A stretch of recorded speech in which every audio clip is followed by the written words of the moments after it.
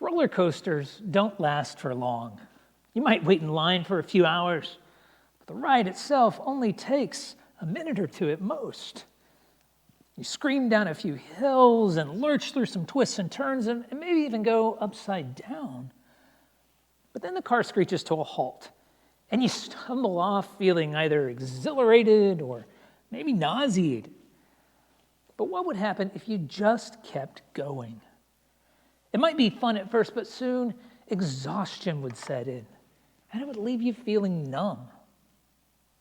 I think leadership can be like a roller coaster, whether it's in the workplace or the community, the church, or even in the home. Because you set out to climb towering hills and you anticipate thrilling moments of victory, but along the way you encounter unexpected twists and turns and turbulent conflicts, and the ride doesn't stop, it just keeps going.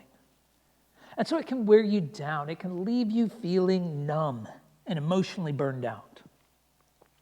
Now, you might assume that faith in God would eliminate that struggle, but in some ways, it magnifies it. Take the prophet Elijah, for example. He was called to confront Ahab, the idolatrous king of Israel, and his wife Jezebel. And Elijah's greatest moment of victory was his showdown with the prophets of Baal on Mount Carmel. It's in 1 Kings 18. There, the Lord demonstrated by accepting Elijah's sacrifice that he alone was God. And the false prophets ended up being executed. And then in response to Elijah's prayer, the Lord ended a 3-year-long drought. But then Jezebel swore to kill Elijah. And he fled into the wilderness, hid under a bush, and asked God to take his life. Now, I suspect that Moses probably had similar feelings. As we've seen, he proclaimed the word of the Lord to Pharaoh, the world's most powerful ruler at the time.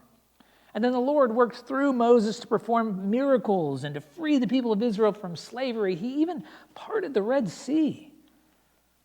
But within a few days, the people turned against him. They began to grumble and make wild accusations. And yet somehow Moses was able to persevere as a humble leader. In fact, I think Exodus chapter 17, verse 8, down through chapter 18, verse 27, reveals 7 strategies that helped him avoid burnout. Now, Moses was certainly a unique individual with unique responsibilities, and he faced unique challenges, but many of these strategies can be used in other spheres of leadership, in the community, the workplace, and even in the family. Now, of course, they apply most directly, I think, to leadership in the church. But for these ideas to work, everyone in the church needs to understand them and embrace them. The first strategy that Moses used to avoid burnout was to prepare a successor. Of course, the Olympics are coming up this summer, and when you watch those track and field events, good relay teams make sure that they hand off the baton smoothly. They don't just go out and wing it on the day of the meet, hoping for the best. I mean, that kind of carelessness would almost certainly result in a loss, of bumbling the baton. But once the team is selected, they go train together. They practice the transition until they can execute it flawlessly. Now, leadership transitions have far more significant implications than a relay race, but most leaders approach them with very little preparation. In businesses, churches, and other organizations, many leaders just resign and leave others to figure out how to move forward, how to possibly clean up their mess. But humble leaders must think beyond themselves. Now, Moses didn't know how long he would be leading the people of Israel, but his first steps in preparing his successor were 40 years before that transition happened.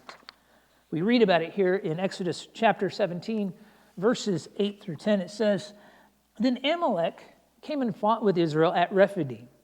So Moses said to Joshua, 'Choose for us men and go out and fight with Amalek. Tomorrow I will stand on the top of the hill with the staff of God in my hand." And it tells us, so Joshua did as Moses told him and fought with Amalek while Moses, Aaron, and Hur went up to the top of the hill. Now, Rephidim was probably in the south of the Sinai Peninsula. But Genesis 14, verse 7, mentions that during the time of Abraham, the Amalekites were up near Kadesh Barnea, farther north.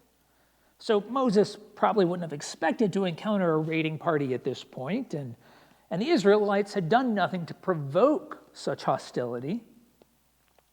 And in light of what the Lord had done in Egypt, the Lord could have just struck down the Amalekites. But apparently, he thought it best for the people of Israel to experience their first taste of warfare. And so at 80 years of age, Moses was a bit old to go out and fight. So he seizes that opportunity to enlist Joshua. Now, this is the first time Joshua is mentioned. And as a recently freed slave from Egypt, it's doubtful that he had any military experience. But he must have shown great faith, because he later goes on to assist Moses. He accompanies him to the foot of the mountain when Moses receives the law from the Lord. And then when the 12 men are sent in to spy out the land, Joshua and Caleb were the only ones who believed that the Lord would grant them victory. And so the rest of their generation perished during the 40 years of wandering in the wilderness. But the Lord allowed Joshua and Caleb to enter the land. And so when Moses died, Joshua was the natural selection to be the leader of the nation in conquering the land. He's one of the few biblical characters about whom nothing negative is said. So perhaps that shouldn't surprise us, since he had 40 years of preparation. Some might see preparing a successor to be just another task to add to an already busy schedule. But I think a humble leader has to realize that their days are limited. Furthermore, Joshua's training happened on the job. He wasn't designated as a successor per se, but the preparation was happening. I mean, even with this battle, he's beginning to develop skills that Moses did not have.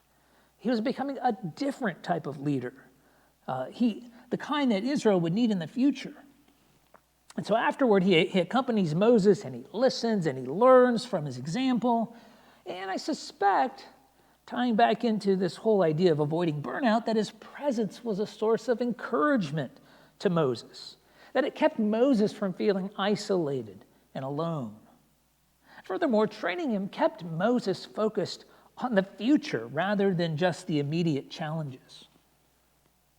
So whatever influence you have, we should all seek to prepare the next generation for their good and for our own. The second strategy that Moses used to avoid burnout was to lean on a team. Classic team building exercise used at camps or at sort of hyped up business retreats is a trust fall. You know, it's one person stands on a chair or a table while his teammates form two lines behind him, and then he has to fall back and trust that they'll catch him. Now, that may be maybe a fun activity for a laugh, but it probably won't result in any lasting effect on the participants. I mean, a significant investment of time is required to create trusting relationships. Now, apparently, Moses had two close friends. As we saw in verse 10 a second ago, he went up to the top of a hill with his brother Aaron and a man named Hur. Now, Aaron had been Moses' confidant since he first returned to Egypt, but we don't know much about Hur. One early Jewish tradition says that he was married to Moses' sister Miriam. He's also mentioned in the scripture as the grandfather of Bezalel, the craftsman who later builds the tabernacle. So as the battle takes place with the Amalekites, these men end up physically supporting Moses. We read about it here in Exodus 17, verses 11 through 13, it says, "Whenever Moses held up his hand, Israel prevailed. And whenever he lowered his hand, Amalek prevailed. But Moses' hands grew weary, so they took a stone and put it under him, and he sat on it, while Aaron and Hur held up his hands, one on one side and the other on the other side. So his hands were steady until the going down of the sun, and Joshua overwhelmed Amalek and his people with the sword." So interpreters struggle to explain what's going on here. Why does Moses need to keep his hands aloft? I mean, notice that there's no mention of the Lord in these verses. So you might be tempted to assume that Moses possessed some sort of mystical power. But that's not really consistent with the rest of the book of Exodus. It's always clear that the Lord's the one doing the miraculous works. And so many say that this posture with his hands raised was a posture of prayer, and that Moses had to keep praying in order for God to give them a complete victory.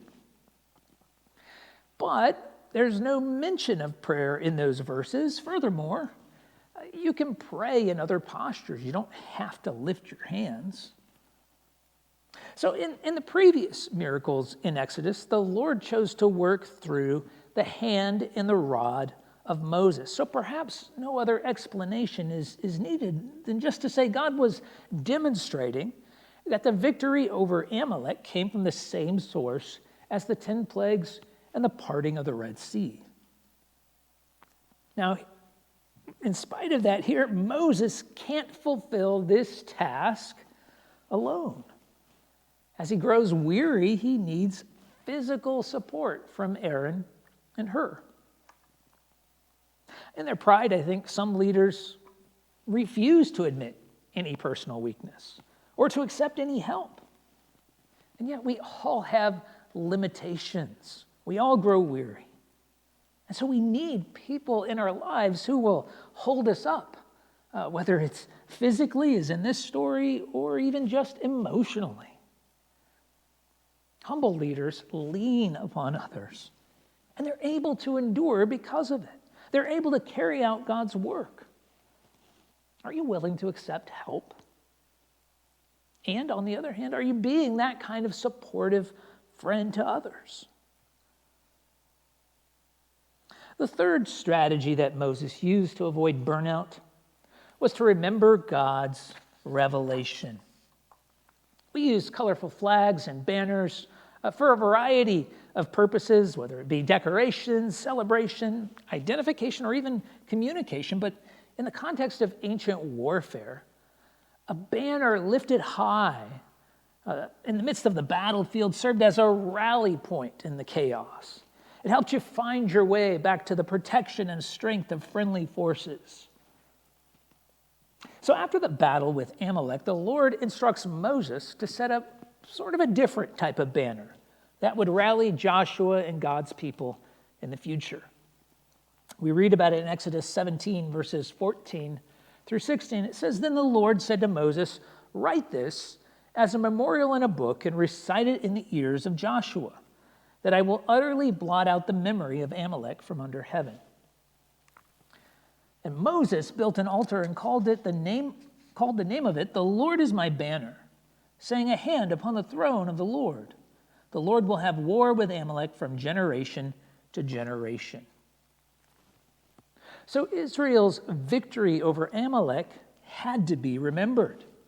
Joshua would need to remind himself of it repeatedly because there would be future battles against Amalek and other powerful nations.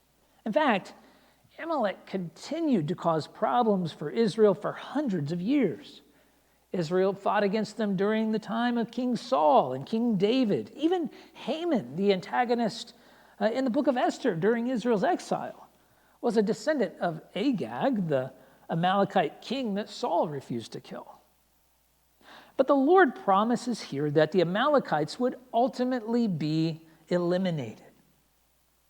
And so, as it tells us, Moses built an altar, a physical memorial at that location, and named it "The Lord is my banner." In other words, he recognized that the Lord is the one who rallies his people, who pulls them together and gives them strength.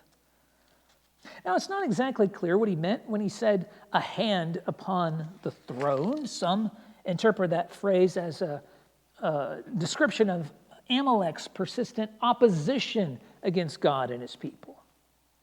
But it's also possible that Moses was speaking of the access God's people have to draw near to him in times of need and to pray. Now, of course, the people would move on. They would leave that altar behind there in the wilderness. And so the real memorial here in this passage, the real banner, so to speak, is the book that God told Moses to write. Verse 14 there is the first mention of writing in the Bible. Perhaps it was this command that started Moses down the path that led to him writing the first 5 books of the Bible. I mean, when you go through those books, you find that he writes about the mighty deeds that God had done and the promises that God's given and the attributes of his character and how people can draw near to him. That's all information that Joshua would need, and so too does every believer.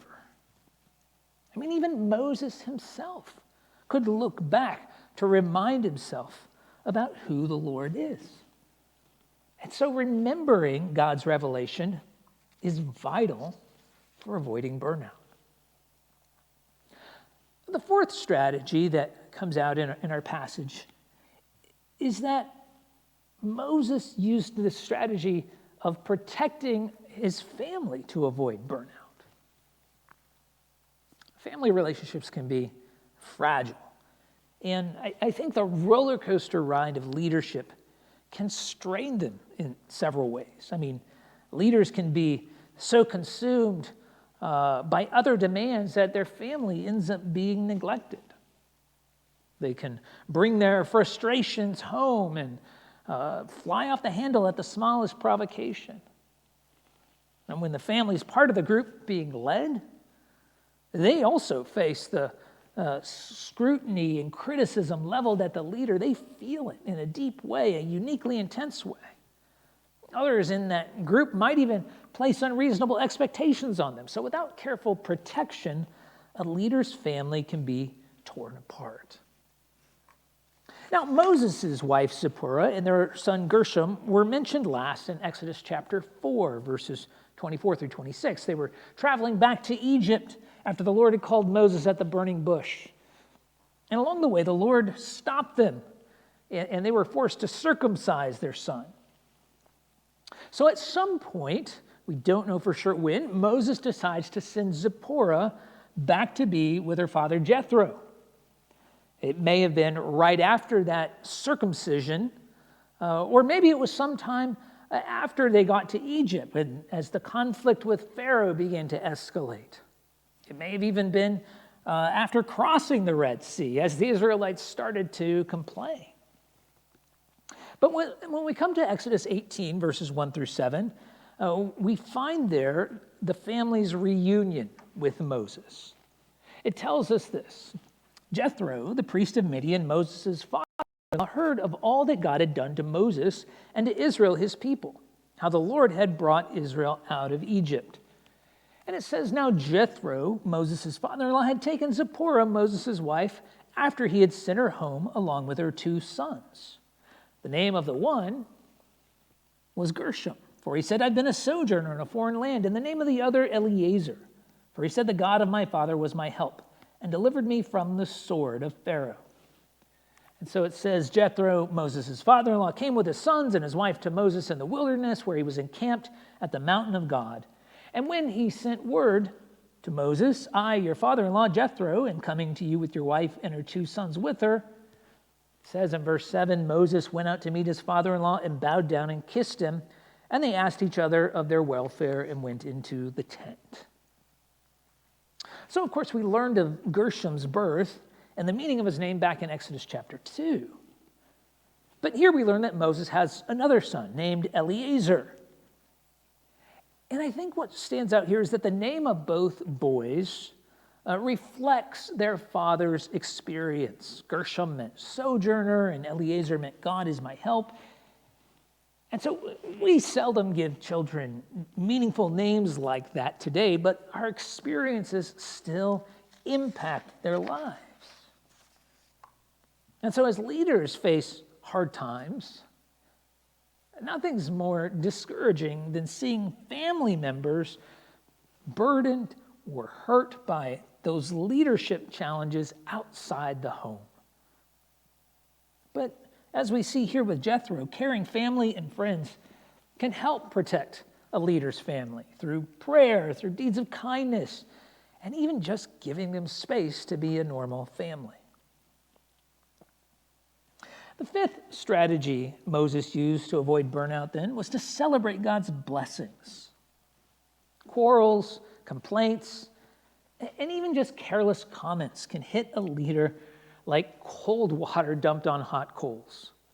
I mean, they quench the warmth of joy and they make it hard to rekindle it into a flame.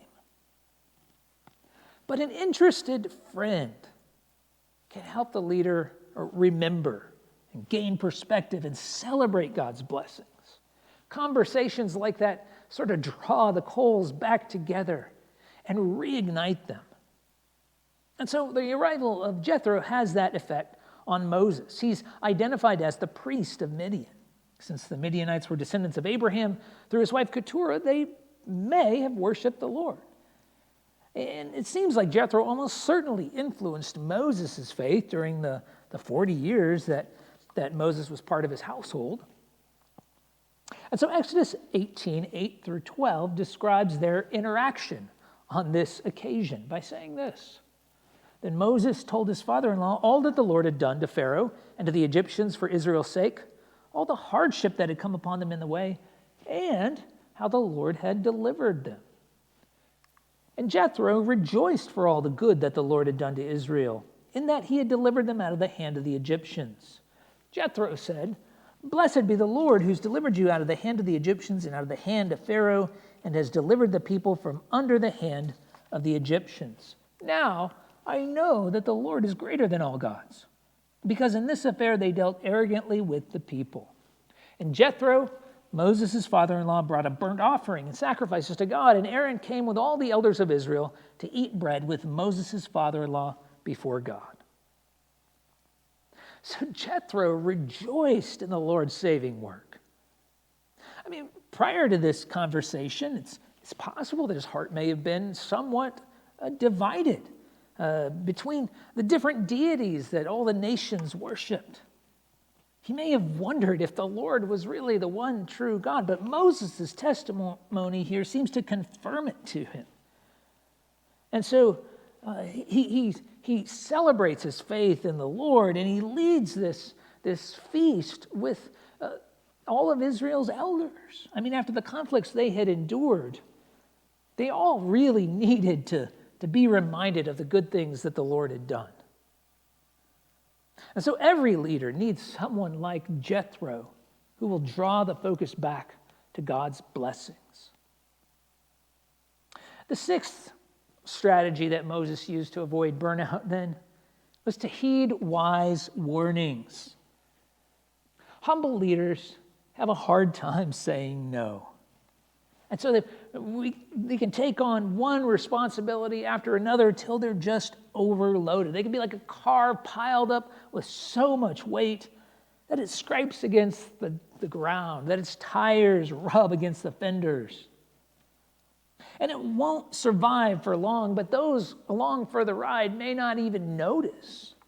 And so they need a warning from someone with an outside perspective. Jethro provides that sort of outside perspective for Moses here. Exodus 18, verses 13 through 18 tells us, "The next day Moses sat to judge the people, and the people stood around Moses from morning till evening. When Moses' father-in-law saw all that he was doing for the people, he said, 'What is this that you are doing for the people? Why do you sit alone and all the people stand around you from morning till evening?' And Moses said to his father-in-law, 'Because the people come to me to inquire of God when they have a dispute.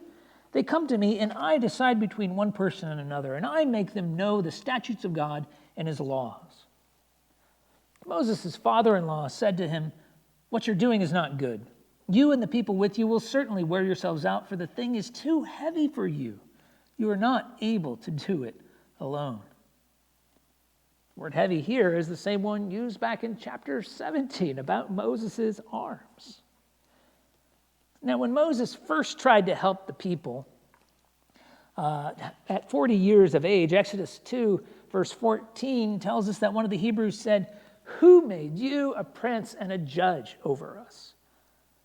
But by this point, everyone wanted his judgment. With over 1 million people, there must have been countless disputes and conflicts. And so even though God's laws and his statutes had not been fully revealed yet, he guides Moses case by case. Jethro recognizes the strain this is putting on Moses. And so he brings both a warning and a suggestion that we'll see in a moment. Carrying this heavy load would inevitably burn out Moses, and it would frustrate the people. And so part of being a humble leader is heeding warnings like this one. You must recognize your limitations and accept that you cannot carry everyone's burdens. Finally, the seventh strategy that Moses used to avoid burnout was to delegate responsibility. People of Israel probably knew well the shape of a pyramid. Many of the ones in Egypt were built long before Jacob's family arrived. Some of the Israelites may have even been involved in building the later ones.